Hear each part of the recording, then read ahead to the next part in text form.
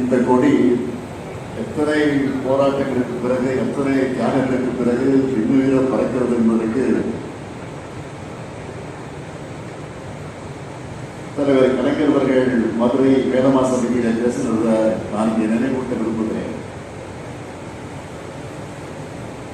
மதுரை மண்டலத்தில் திமுகவை வளர்க்க நானும் மதுரை முத்துவும் பட்டப்பாடு கொஞ்சம் அல்ல. கலைஞர் பேசுகிறார், நானும் மதுரை முத்துவும் இந்த மதுரை மாவட்டத்தை கட்சியை வளர்க்க படாத பாடுபட்டிருப்பது சொல்லி பேசியிருக்கிறார். 1949 ஆண்டு உருவான இந்த திராவிட முன்னேற்ற கழகத்தை வளர்க்க வேண்டும் என்பதற்காக